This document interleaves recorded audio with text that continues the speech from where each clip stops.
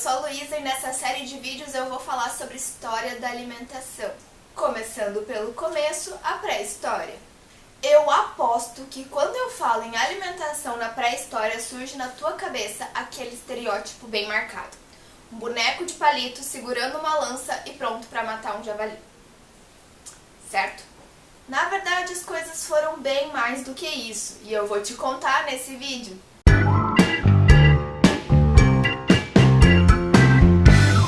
Os homens sempre foram onívoros, e ainda que existam outros animais onívoros, a alimentação do homem é única, porque é rica em socialização e ritualização.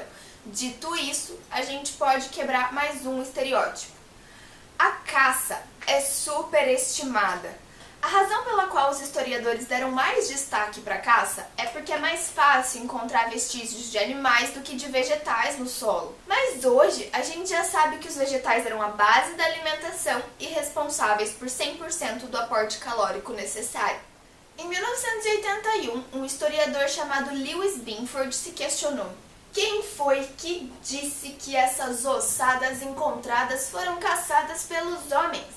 Quem é que consegue comprovar que não é carniça roubada da caça dos outros animais?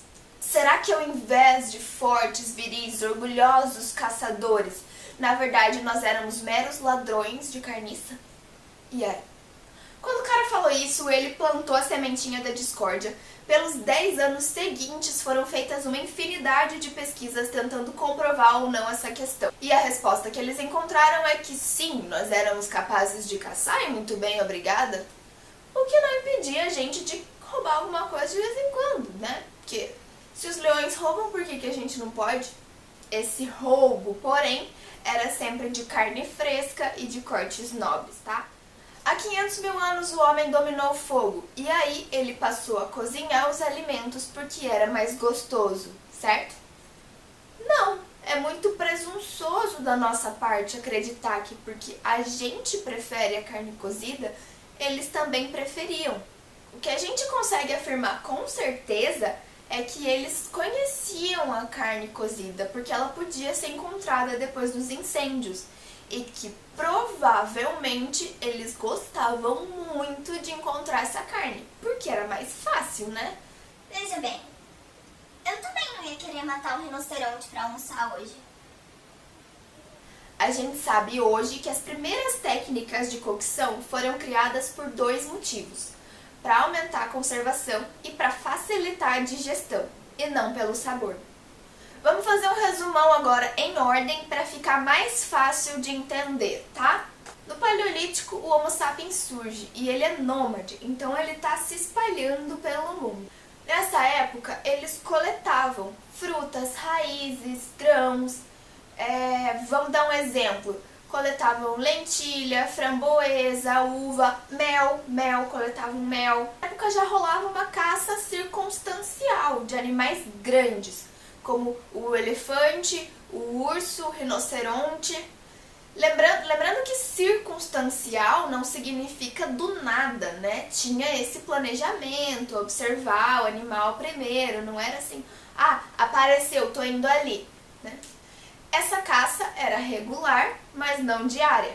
E no Paleolítico Médio, eles já não só assavam essa carne em espetos, porque logo que o homem dominou o fogo, ele começou a cozinhar, foi uma coisa praticamente que imediata, mas ele também já defumava, secava ao sol e congelava debaixo da terra.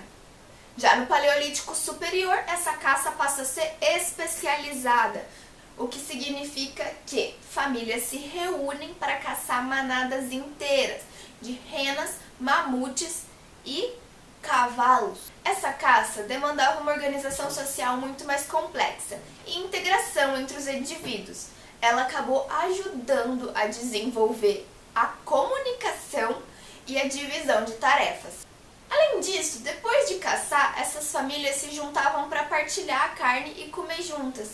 E isso é muito importante, porque surge pela primeira vez na história uma coisa que na gastronomia a gente chama de comensalidade, que é a função social da alimentação. E se você parar para pensar um pouco nisso, teria sido a caça e o consumo de carne os precursores dos grandes banquetes? Para você ver, a carne ela pode não ter sido tão importante nutricionalmente, mas socialmente ela foi fundamental. Para a gente fechar o Paleolítico, nessa época a gente já começa a observar preferências alimentares. O que eu quero dizer com isso? Que eles não caçavam e coletavam qualquer coisa pela necessidade, eles já começavam a escolher pelo sabor. No Mesolítico, as geleiras derreteram. Significa que o clima ficou mais quentinho, os animais de grande porte diminuíram, mas as florestas aumentaram. Os homens então começaram a caçar animais menores, como cervos, javalis e lebres. A diminuição da quantidade de carne no animal fez com que esses caras precisassem se mexer para conseguir mais comida de outras maneiras. E aí eles começaram a plantar. O primeiro alimento que foi plantado foi o figo. Não só a plantar, mas eles também passaram a consumir peixes, moluscos, pássaros. A abundância pode ter diminuído, mas a diversidade cresceu e muito. Aliás, nessa época também já é possível encontrar os vestígios de cerâmica, que era usada principalmente para armazenar as bebidas fermentadas. Para você ver que a cerveja é mais velha do que você pensa. No Neolítico, a agricultura e a pecuária se instauram definitivamente como uma alternativa para se proteger das mudanças climáticas, e os homens finalmente puderam se tornar sedentários.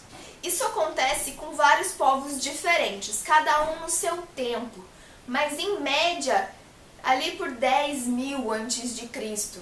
O que todos esses povos em lugares diferentes tinham em comum é que eles escolheram se estabelecer próximos a rios, porque isso ajudava na agricultura. E lembra que eu falei que já existiam preferências alimentares? No momento que eles começam a plantar com mais intensidade, essas preferências alimentares se intensificam também. E a gente consegue observar que cada povo prioriza determinado grão.